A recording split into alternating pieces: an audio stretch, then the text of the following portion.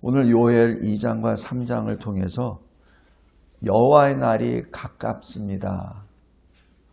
근데 그 이어서 거룩하라라는 제목을 붙였습니다. 우리 2장 1절부터 3절까지는 베드로 후서에서도 나오고 데살로니가 전서에서도 나오고 나팔 소리가 나고 그리고 온 세상에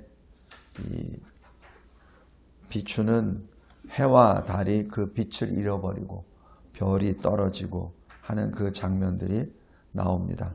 그것이 또 요엘 3장 14절부터 쭉 기록됩니다.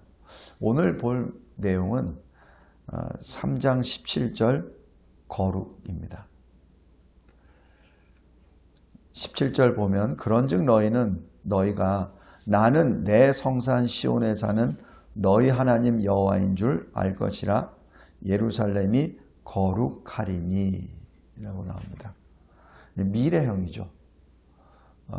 미래형은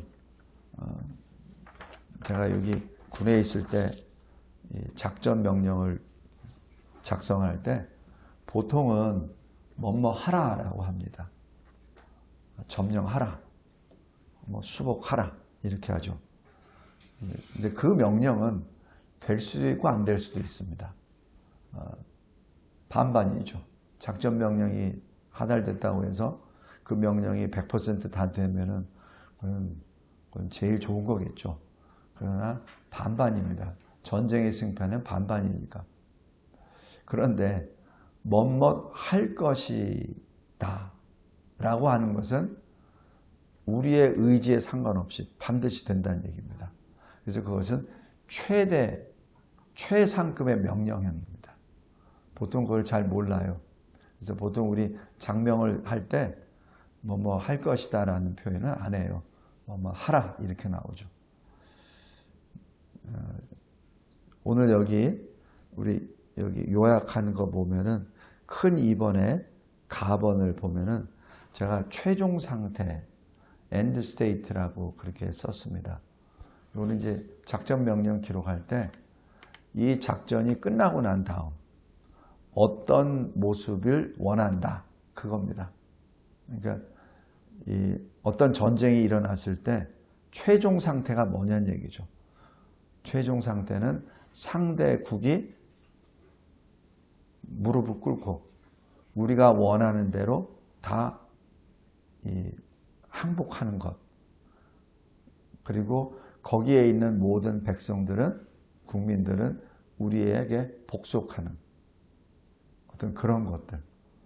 그 다음에 최종 상태는 더 이상 전쟁이나 갈등 없고 하나로 통일되는 것. 일종의 그것이 이제 최종 상태입니다.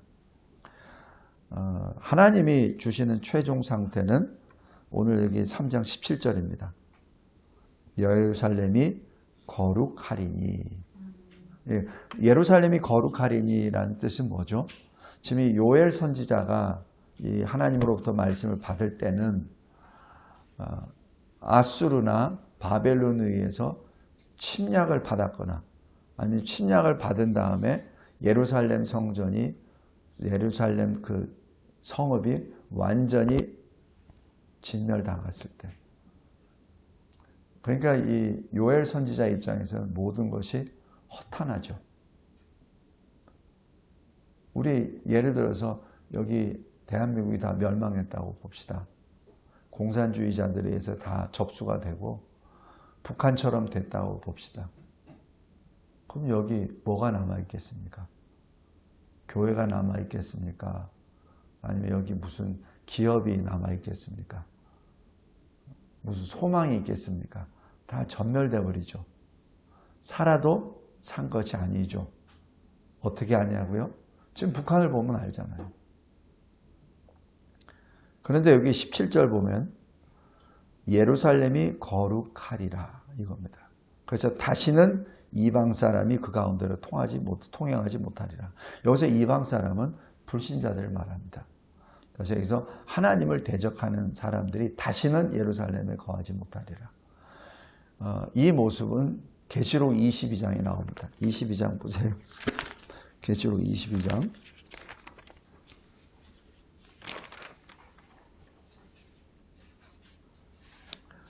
21장 26절 27절입니다. 사람들이 만국의 영광과 존귀를 가지고 그리로 새 예루살렘 성으로 들어가겠고 무엇이든지 속된 것이나 가증한 일 또는 거짓말하는 자는 결코 그리로 들어가지 못하되 오직 어린 양의 생명책이 기록된 자들만 들어가리라. 요 말씀하고 똑같습니다. 그러니까 예루살렘이 거룩하리니라는 그 말씀은 군대 작전 명령에서 보면 엔드 스테이트와 같습니다. 이러한 일이 어떻게 이루어지죠? 하나님의 심판을 통해서 일어납니다.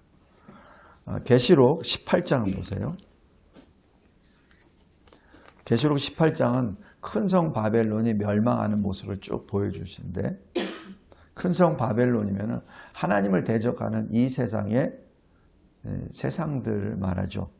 짐승의 권세에 의해서 하나님을 대적하는 그런 성읍들을 말합니다. 20절 보세요. 하늘과 성도들과 사도들과 선지자들아 그로 말미암아 그는 뭡니까? 바벨론의 심판, 멸망으로 말미암아 즐거워하라. 하나님이 너희를 위하여 그에게 심판을 행하셨습니다 하더라. 왜 하나님이 종말 심판을 행하셨습니까? 하나님의 백성을 구원하시기 위하여. 목적입니다. 그래서 심판은 우리들에게는 감사와 기쁨의 순간입니다. 여기 19절 보세요. 바벨론이 어떻게 망하나? 이 큰 성이여 바다에서 배부린 모든 자들이 너의 보배로운 상품으로 치부하였더니 한 시간에 망하였더라. 그러니까 하나님이 심판하시는 것은 뭐 이렇게 질질 끄시거나 그런 게 아니라 그냥 한 시간에 17절 보세요. 그러한 부가 한 시간에 망하였도다. 10절 보세요. 그의 고통을 무서워하며 멀리 서서 이르되 화이토다 화이토다 큰 성 견고한 성 바벨론이야 한 시간에 내 심판이 이르렀다라고 기록합니다. 네, 여기 8절에도 보면은 하루 동안에 이렇게 표현합니다. 이 하루, 한 시간 이 뜻은 심판이 그 순간에 이루어져서 심판의 대상자들은 뭘 대처할 수 없다는 겁니다. 피할 수도 없고 그 자리에서 심판을 당한다는 얘기죠. 그래서 핵심은 두려워하지 말라는 얘기입니다. 마지막 심판을 두려워하지 말라. 누구에게? 하늘과 성도들과 선지자들과 사도들아 이렇게 말합니다. 우리들에게 하시는 말씀이에요. 오히려 즐거워하라. 하나님이 너희를 위하여 그들을 심판하였느니라. 왜 그렇죠? 18장 24절 보십시오. 선지자들과 성도들과 및 땅 위에서 죽임을 당한 모든 자의 피가 그 성 중에서 발견되었느니라 하더라. 다시 얘기해서 하나님의 심판 전에 어떤 일이 벌어진다는 얘기입니까? 순교의 역사가 일어난다는 것을 의미합니다. 그래서 순교자들이 오히려 순교를 당하는 것을 하나님께 찬송하는 이유가 여기에 있습니다. 성도 여러분, 우리가 이 마지막 때에 우리가 감당할 수 없는 일들을 당하게 될 겁니다. 그것이 계시록 13장에 사탄이 옛뱀이 땅에서 올라온 짐승, 바다에서 올라온 짐승을 불러서 하나님의 백성들을 다 짓밟아 버리잖아요. 짓밟히고 죽는다고 해서 두려워하거나 무서워하지 말고 오히려 그 자체를 기쁨으로 받아들이시는 저와 여러분이 되길 바랍니다. 저도 이렇게 말씀을 드리지만 저도 막상 그 상태가 되면 아마 두려워 떨 거예요. 그러나 지금 이때 이 말씀을 늘 묵상하면서 상고하면서 그때를 대비하는 것이 우리의 본분입니다. 어느 사람이 자기가 피를 흘리고 죽는 것을 두려워하지 않는 사람이 어디 있겠습니까? 그러나 하나님은 두려워하지 말라고 하십니다. 오히려 기뻐하라고 하셨죠. 오늘 여호와의 날이 가까웠다. 요엘서 2장 3장에 거기서 이 거룩하리니, 예루살렘이 거룩하리니, 그 얘기는 거룩하란 얘기입니다. 최상급의 주님의 명령입니다. 거룩하라는 뜻은 세상과 다르다, 세상과 구별되다 라는 뜻이라고 제가 누차 말씀드렸습니다. 왜냐하면 하나님 말씀하시잖아요. 나는 너를 애굽에서 건져낸 여호와라. 내가 거룩하니 너희도 거룩하라. 레위기 11장 19장이죠. 거기에 있는 것처럼 왜 하나님께서는 거룩하라고 하셨을까? 그 거룩하라는 얘기는 옷을 빨고 어떤 뭘 하라는 그런 1차원적인 차원 문제가 아니라 하나님이 사명을 주시기 직전에 주시는 명령입니다. 하나님의 일을 감당하기 위해서 하나님의 사람을 부르실 때, 그리고 그 하나님의 일을 주시기 직전에 주신 말씀이 거룩하라입니다. 모세에게 어떻게 하셨죠? 불이 타, 떨기나무가. 근데 나무는 그대로 있어. 그래서 모세가 이상하다, 신비롭다 해서 가까이 갔을 때 하나님이 부르셨잖아요. 모세야, 모세야. 모세가 내가 여기 있나이다.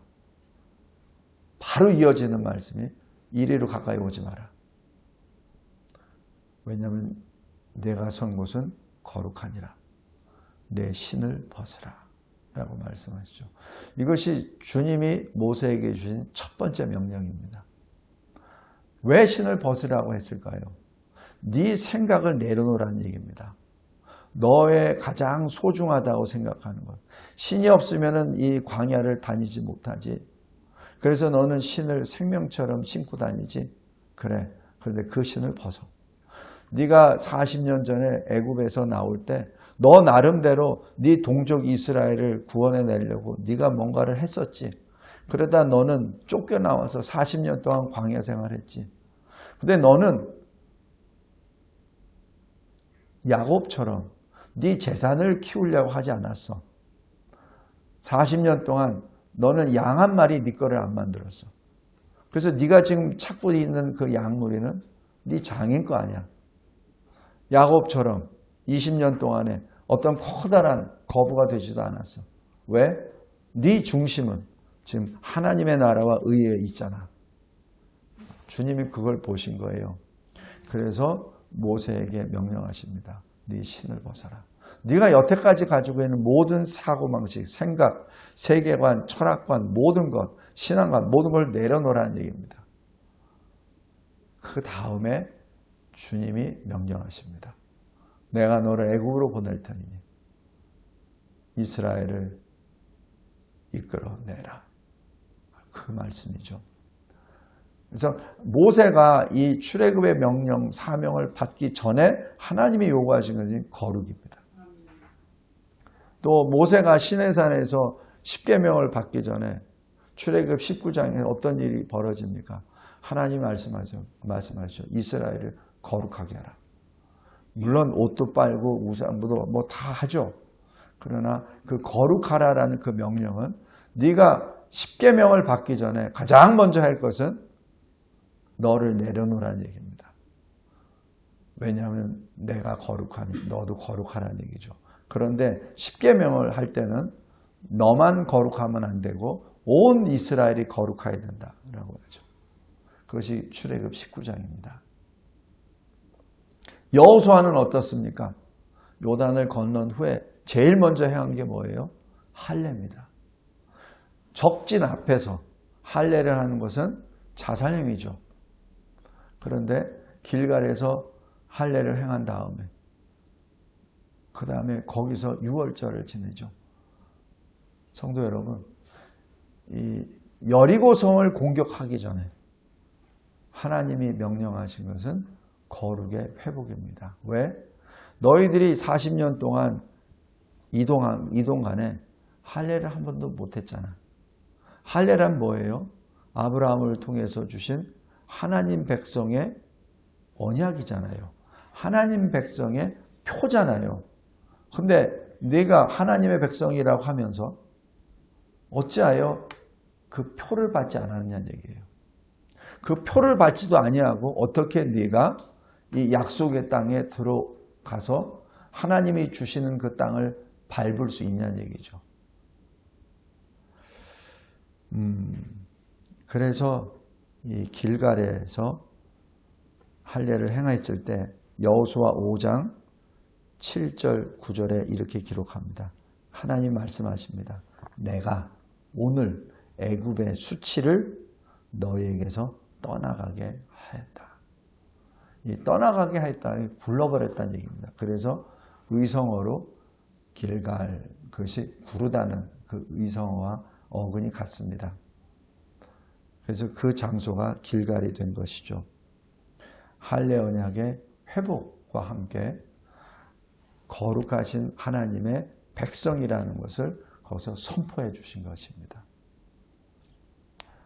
또 여호수아가 여리고성을 공략하려고 그 성에 몰래 이게 가까이 갔죠. 평지에다가 이 성을 쌓아버렸으니 그것도 이중벽으로 쌓아버렸고 그 규모가 엄청나게 크기 때문에 이스라엘 백성들이 그것을 무너뜨릴 수가 없어요. 그래서 여리고 성주는 아예 문을 닫아버리고 아예 근접도 못하게 했습니다. 그러니까 이스라엘 백성의 무기 체계로는 뭘 할 수가 없어요. 뭐 공성태가 뭐 있거나 뭐 이렇게 커다란 나무가 있어서 뭐 흔들거나 해야지 뭐 문을 하는데 그것도 없잖아요. 아무것도 없잖아요. 포병도 없고 뭐 볼 던지는 것도 없고. 그래서 여호수아가 거기로 근접해서 어떻게 공격해야 될지 보죠. 그때 여호와의 군대 대장이 나오죠. 그때 그 군대 대장이 여호수아에게 하는 말, 내 신을 벗어라. 바로 여호와라는 뜻입니다. 물론 군대 대장이라고 표현하지만 신약의 그리스도 예수의 현현이라고 보통 신학적으로 해석을 합니다. 신을 벗으라 하고 그러니 여호수아가 순종했다라고 합니다. 그 다음에 여호수아 6장에서 여리고성을 공략하는 것을 하죠. 그러면 5장과 6장 사이에 뭐가 있겠습니까? 이 군대 대장의 작전 명령이 기록이 됐겠죠. 여호수아에게 직접 여리고성을 어떻게 공격하라. 매일매일 한 바퀴씩 돌아라. 7째 날에는 7번 돌아라. 그 다음에 큰 함성과 함께 나팔을 불라. 그건 누가 했습니까? 여호수아가 아니에요. 군대 대장이 지시한 것이죠. 성도 여러분, 마치 출애굽 직전에 하나님께서 모세에게 어떻게 하라라고 명령을 주셨듯이 이 군대 장관도 마찬가지 여호수아에게 여리고성을 어떻게 점령하라라고 거기서 하다라는 것이죠. 그것이 거룩하라라는 명령에 이어서 세부적으로 들어가는 내용입니다. 물론 여호수아가 아이성을 공격할 때는 실패하죠. 아간이 불순종하고 물건을 훔쳐서 자기 텐트에 넣잖아요. 그때도 마찬가지 거룩을 요구하십니다. 성도 여러분, 이 거룩하라는 명령은 우리에게 어떤 본론적인 명령을, 사명을 주실 때 주시는 명령입니다. 레위기 11장 19장에 거룩하라라고 말씀을 주신 것은 레위기는 언제 기록이 되나요? 광야에서. 어디를 위해서? 요단을 건넌 다음에. 그러니까 미리 받은 거예요. 하나님의 명령을. 근데 거기서 계속 누차 말했습니다. 이게 거룩하라. 거룩하라 하면서 땅을 주시잖아요. 거룩하라 하면서 행진을 계속하게 하시잖아요. 바로 하나님께서 주신 명령, 바로 그 직전에 하나님의 1차 명령은 거룩입니다. 우리 히브리서 10장 한번 보세요.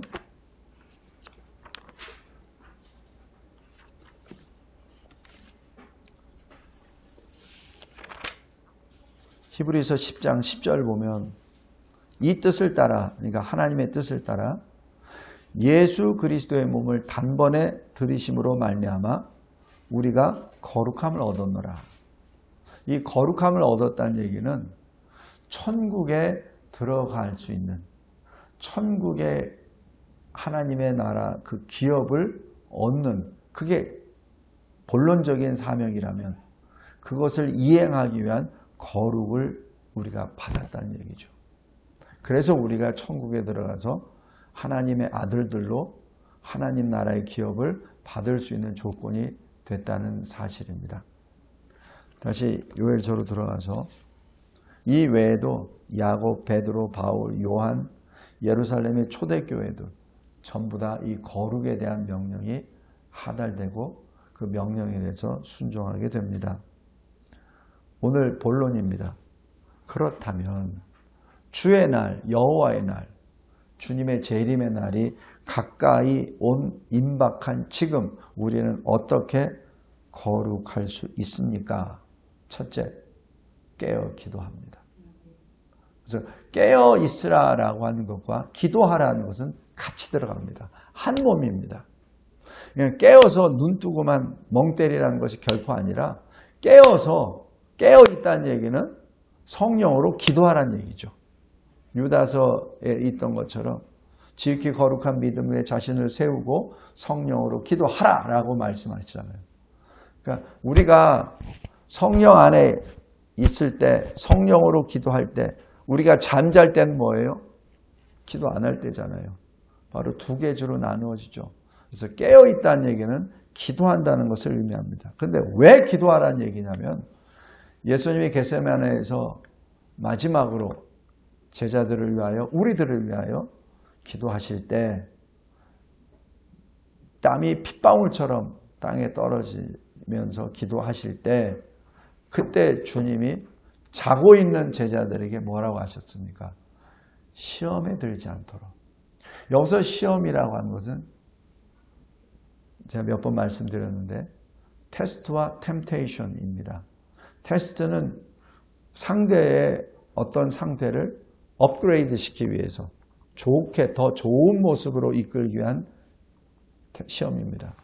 그러나 유혹은 상대를 넘어뜨리기 위한 것이죠. 그래서 여기에서 시험은 유혹입니다. 네가 유혹에, 미혹에 빠지지 않도록 기도하라는 얘기죠. 그래서 이 마지막 때 미혹의 세력이 워낙 많지 않습니까? 온 세상이 미혹과 그리고 진리의 빛을 차단시켜버리는 고린도후서 4장에 나와 있는, 그래서 복음의 빛을 아예 막아버리는, 사람들을 짐승으로 만들어버리는, 왜? 짐승의 권세자들은 짐승으로 사람을 만들어야 자기 말을 따르죠. 계시록 13장에 바다에서 올라온 짐승, 땅에서 올라온 짐승이 왜 거짓말을 하죠? 왜 미혹을 하죠? 왜? 왜? 자기들이 짐승이기 때문에. 여기서 짐승이란 성령이 없는 존재죠. 그러니까 사람들도 짐승이 되어야 같이 되죠. 성도 여러분, 이 시대에 거짓말이 많아지죠. 미혹이 많죠. 상식이 통용되지 않죠. 법이 법대로 집행이 되지 않죠. 법은 있는데 자기가 마음대로 고쳐버리죠. 그게 마지막 때가 진정으로 임박했다는 표입니다. 그래서 베드로전서 4장 7절에 계속해서 사도들이 말씀합니다. 만물의 마지막이 가까이 왔다. 언제? 2000년 전에. 그러니까 지금은 어떻게? 더 가까이 왔죠. 정신 차려라. 근신하라. 기도하라. 그리고 우리에게 뭐라고 하시죠? 여러분들은, 형제들은 밤의 아들들이 아니야. 낮의 아들들이야. 빛의 아들들이야. 그러니까 비록 그 때와 시기는 하나님 아버지께 계시나, 그러나 너희들은 깨어있는 낮의 존재, 빛의 존재들이기 때문에 갑자기 도둑같이 그날이 왔다라고 말하지 않을 거야. 왜냐하면 너희들은 깨어 있으니까. 그것이 데살로니가전서 5장 4절 말씀입니다. 성도 여러분, 항상 기억하시기 바랍니다. 한두 사람에 의해서 나온 게 아니에요. 한두 사람에 의해서 나온 게 아니에요. 지금 그것도 그냥 구두로 나온 게 아니라 아예 기록해서 다 해서 또 각 나라 언어로 다 번역을 해서 다 줬잖아요. 그러니까 우리가 변명할 수가 없는 거예요. 주님 앞에서. 전 못 들었는데요. 저는 헬라어를 몰라서. 저는 히브리어를 몰라서. 그게 안 된다는 얘기입니다. 특히 우리나라 말은 얼마나 번역을 잘 해놨습니까? 빼도 박도 못합니다. 첫 번째가 깨어 기도하는 겁니다. 두 번째, 여기 다음 페이지에 나옵니다. 빛의 갑옷, 하나님의 전신갑주를 입으라 입니다. 하나님의 전신갑주가 뭐예요? 구원의 투구, 의의 흉배, 진리의 허리띠, 복음의 평안의 신, 그리고 믿음의 방패, 성령의 검, 말씀. 그죠? 그게 모두가 다 영적인 언어입니다. 그 하나님의 전신갑주, 그 빛의 갑옷을 입으라는 얘기죠. 그 빛이라는 것이 어디입니까? 요한복음 1장 참빛 예수 그리스도시죠. 구원의 투구, 구원이 뭡니까? 구원, 예수와 그 예수 이름 자체가 구원입니다. 의의 흉배, 의가 뭡니까? 모두가 다 죄인이고 하나님을 두려워하지도 않는데 그때 하나님의 한 의를 보내줬으니 그 의가 누구예요? 예수, 의가 예수입니다. 진리의 허리띠, 진리가 뭡니까? 진리가 뭐예요? 예수님이세요. 평안, 복음, 그게 뭡니까? 예수잖아요. 믿음이 뭐예요? 예수 믿음이잖아요. 성령의 검, 말씀이 뭡니까? 그 예수잖아요. 그래서 이 하나님의 전신갑주를 한마디로 하면 빛의 갑옷입니다. 예수의 옷입니다. 예수의 옷을 입으란 얘기죠. 왜? 디모데전서 6장에 믿음의 선한 싸움을 싸우라. 영생을 취하라. 합니다. 성도 여러분, 왜 믿음의 선한 싸움을 싸우라고 하죠? 하나님이 기뻐하시는 싸움을 싸우라. 믿음으로. 그 얘기는 육신으로는 죽을 수 있다는 얘기입니다. 계시록 11장에는 두 증인처럼 처음에는 권세를 입어서 그 두 증인 앞에 누구도 대항할 수 없죠. 그러나 그때가 지나면 땅에서 사탄이 올라오죠. 짐승이 올라오죠. 그래서 그 두 증인을 죽입니다. 그리고 3일 반 동안 장사도 안 되고 길바닥에 그 시체가 굴러다니죠. 사람들은 박수를 치면서 선물을 주고받고 하죠. 그러나 3일 반이 지날 때 하늘에서 세우십니다. 그리고 승천시키시죠. 믿음의 선한 싸움은 육신으로 봤을 때 우리가 질 수도 있습니다. 그러나 하나님은 그 싸움을 통해서 영생을 주십니다. 그래서 믿음의 선한 싸움을 싸우는 것과 영생을 취하라는 것이 등식이 되는 것이죠. 그것이 디모데전서 6장 11절 12절입니다. 셋째로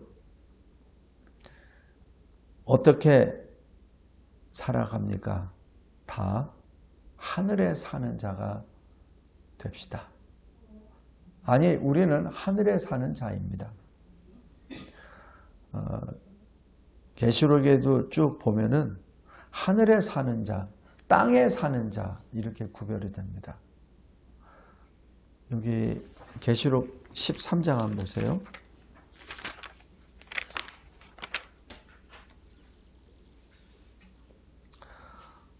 계시록 13장에 바다에서 올라온 짐승 또 땅에서 올라온 짐승이 있죠. 여기에 8절 보십시오. 죽임을 당한 어린 양의 생명책에 창세 이후로 이름이 기록되지 못하고 이 땅에 사는 자들은 다 그 짐승에게 경배하니라. 그 다음에 14절 보세요. 짐승 앞에 받은 바 이적을 행함으로 땅에 거하는 자들을 미혹하며 라고 기록합니다. 이 땅에 사는 자들은 어린 양의 생명책에 기록되지 않은 자들입니다. 그러나 하늘에 사는 자들이 있어요. 6절입니다. 짐승이 입을 벌려 하나님을 향하여 비방하되 그의 이름과 하나님의 이름과 그의 장막, 바로 하나님의 장막이죠.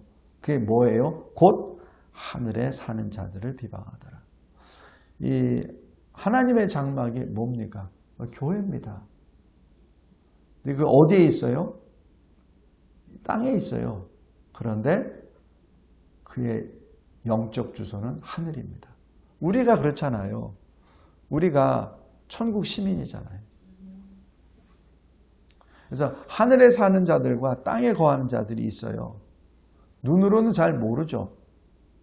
그러나 땅에 거하는 자들은 미혹을 당해서 짐승 앞에 나아가죠. 용용증도 받고 짐승에게 절도 하고 하라는 대로 다 하죠. 그러나 하늘에 사는 자들은 구별이 됩니다. 어떻게? 12장 17절 보세요. 다른 말로 용이 여자에게 분노하여, 여자는 교회를 말합니다. 여자의 남은 자손이 곧 하나님의 계명을 지키며 예수의 증거를 가진 자, 하늘에 사는 자들입니다. 교회와 제가 말하는 교회는 어떤 지역교회를 말하는 것이 아니라 전체적인 예수 그리스도를 믿음으로 있는 그런 교회를 말합니다. 더불어 싸우려고 바다 모래 위에 서 있더라 라고 기록합니다. 성도 여러분, 제가 이 더불어라는 말을 별로 안 좋아해요. 근데 여기서 이런 말이 나오잖아요. 이게 그냥 우연일까요? 우연이 결코 아닙니다.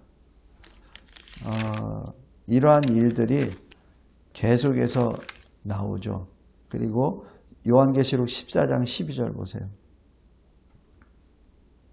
성도들의 인내가 여기 있나니 그들은 하나님의 계명과 예수에 대한 믿음을 지키는 자니라 라고 나오죠. 그리고 13절 보세요. 또 내가 들으니 하늘에서 음성이 나서 이르되 기록하라. 지금 이후로 주 안에서 죽는 자들은 복이 있도다. 그래서 주 안에서 죽는 자들이 뭐예요? 그냥 자기 연수가 다 돼서 믿고 죽는 자도 포함이 되겠죠. 그러나 이 계시록에 기록되어 있는 주 안에서 죽는 자들은 순교자들을 주로 의미합니다. 성령이 이르시되 그러하다. 그들이 수고를 그치고 쉬리니 이는 그들의 행한 일이 따름이라 하시더라. 여기서 쉰다는 얘기는 뭐예요? 안식을 말하죠. 다시 여기 설교 요약에 다번에 보시기 바랍니다. 이러한 일들이 쭉 나오는데 이러한 일을 다시 한번 요약을 하면 계시록 16장 15절 16장 보세요. 보라 내가 도둑같이 오리니 누구든지 깨어 자기 옷을 지켜 벌거벗고 다니지 아니하며 자기의 부끄러움을 보이지 아니하는 자는 복이 있도다라고 말씀합니다. 주님이 말씀하시는 거잖아요. 너희들이 생각하지 못할 때 내가 올 거야. 그런데 깨어 자기 옷을 지켜 입고 있으면, 자기 옷이 누구 옷이에요? 주님의 옷이잖아요. 내 죄의 옷을 주님이 가져가시고 주님의 의의 옷을 우리에게 주셨잖아요. 나에게. 그래서 내 죄의 옷을 입고 십자가에 달려 죽으셨잖아요. 그래서 십자가에 달려 죽으심으로 나의 옛사람이 못 박혀 죽고 주님이 죽은 자 가운데 3일 만에 부활하심으로 내가 그리스도 예수 안에서 나도 일어났잖아요. 그래서 그리스도 안에서 새로운 피조물이 된 것 아닙니까? 그래서 우리는 주님이 주신 의의 옷을 입고 있는 자예요. 근데 이 마지막 때 거기서 옷을 빼앗겨 버리면 벌거벗게 된다는 얘기죠. 그런 말을 여기서 들립니다. 그 다음에 22장 보세요. 그러지 않기 위해서는 22장 14절 자기 두루마기를 빠는 자들은 복이 있다라고 기록합니다. 주님이 주신 의의 옷을 칭의의 옷을 받았으면 나의 자범죄로 인하여 내 옷이 매일매일 더러워질 때마다 매일매일 그것을 씻어내는 것이죠. 뭘로? 말씀과 기도로 회개의 눈물로 계속해서 씻어내야 되죠. 그래야 복이 있다. 복이 있다는 얘기는 그래야 영생을 취할 수 있다는 것을 의미합니다. 마지막으로 하나만 더 보겠습니다. 계시록 19장. 지난번 주일 오전 설교 때 본 내용인데 19장 14절 보십시오. 하늘에 있는 군대들이 군대입니다. 그런데 희고 깨끗한 세마포 옷을 입고 백마를 타고 그를 따릅니다. 그는 누굽니까? 13절에 하나님의 말씀입니다. 바로 예수 그리스도 재림 예수입니다. 심판 때. 근데 심판 때 누가 따라옵니까? 하늘의 군대가. 근데 하늘의 군대 복장이 뭐예요? 군복이 흰 깨끗한 세마포 옷입니다. 세마포 옷은 잠잘 때 입는 옷입니다. 속옷입니다. 제사장이 옷을 입기 전에 입는 것이 세마포 옷이에요. 흰 것. 그것을 입고 뭘 싸웁니까? 싸울 수가 없죠. 그래서 여기서 이 말씀은 주님의 심판입니다. 사탄이나 옛뱀 짐승들은 그것을 전쟁이라고 부르면서 자기네들끼리 하나가 됩시다 라고 하여 소위 아마겟돈 전쟁을 일으키죠. 그것이 지금 중국이 하나가 되자고 막 하잖아요. 러시아도 하나가 되자. 북한도 얼주절주 하면서 같이 끼어들잖아요. 거기에 우리 남한에 있는 공산주의자들도 같이 협력하려고 그러잖아요. 미친 짓입니다. 미친 짓이 아니라 멸망의 짓입니다.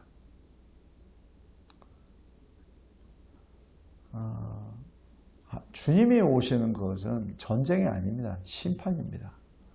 어느 정도? 15절에 그의 입에서 예리한 검이 나오니 그것으로 만국을 치겠고 라고 합니다.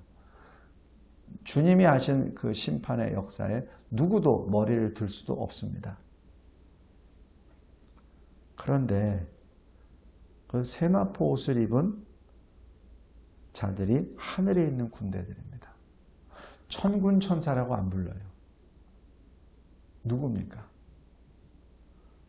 8절입니다.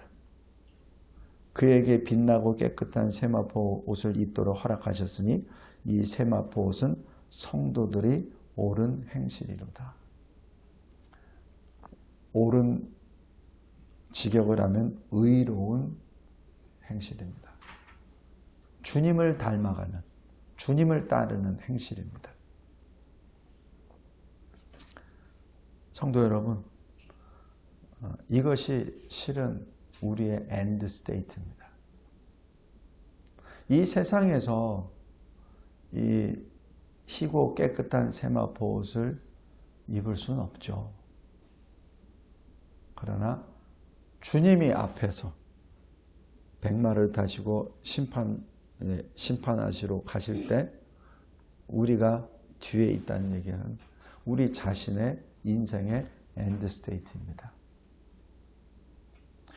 이 세상에 살면서 그것을 우리가 완성할 수는 없죠. 우리는 성화 과정에 있기 때문에. 그러나 분명한 것은 주님은 내 편입니다. 우리 편입니다.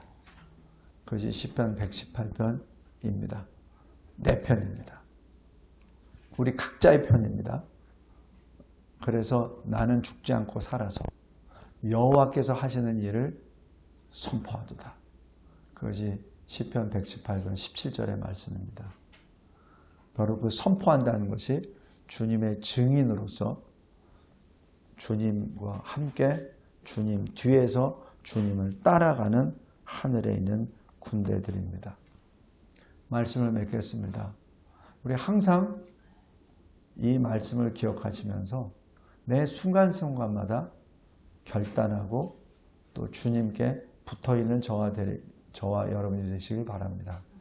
고린도후서 6장 2절에 지금이 은혜 받을 때요. 지금이 구원의 날이로다. 그리고 이 이사야서 55장 6절에 말씀하잖아요. 여호와를 만날 만할 때 찾으라. 낮에 일하라. 빛에 있을 때 빛에 거하라는 얘기죠. 가까이 계실 때 그를 부르라는 얘기입니다. 이 땅에 있을 때 부르라는 얘기예요. 이 땅에, 이 세상에 내 생명이 있을 때 주님을 부르라는 얘기죠. 그때가 지나면 우리가 부르고 싶어도 부를 수 없다는 얘기입니다. 주님이 가까이 계실 때 주님의 이름을 부르라. 주님이 들으실 만할 때, 우리를 만나 주실 만할 때 그때 주님을 부르라는 얘기죠. 거룩하라. 그냥 단순히 어떤 형이상학적이나 추상적인 명사가 아닙니다. 주님이 우리에게 하나님의 나라와 의를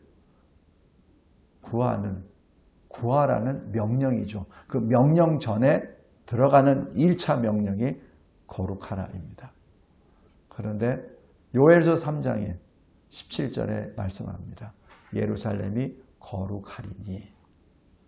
우리가 거룩하려고 하는 것이 아니라 주님이 우리를 거룩하게 만들어 주십니다. 그래서 그것이 은혜입니다. 그래서 그것이 구원입니다. 항상 기뻐합시다. 그리고 우리가 어떤 일을 당하든지 모든 일에 감사합시다. 그리고 항상 깨어 기도합시다. 이것이 그리스도 안에서 하나님이 우리를 향한 하나님의 뜻입니다. 기도하겠습니다. 감사하고 감사합니다. 오늘 요엘서를 통해서 다시 한번 거룩하라라는 말씀을 마음에 새깁니다. 주님, 이 명령을 마음판에 새기고, 아니 주님이 새겨주신 그 거룩하라는 그 명령이 우리들의 마음판에 있음을 고백하며 그 말씀에 따라 생각하고 말하고 움직이는 우리 모두가 되게 하옵소서. 특별히 이 악한 시대에 우리가 살고 있음을 고백합니다. 그러나 악이 치달으면 치달을수록 새벽이 가깝고 주님이 가까이 온다는 것을 늘 마음에 새기며 두려워하거나 무서워하는 것이 아니라 오히려 기쁨과 감사함으로 찬송하며 주님의 편에 서는 우리 모두가 되게 하옵소서. 예수 그리스도의 이름으로 기도드렸나이다. 아멘.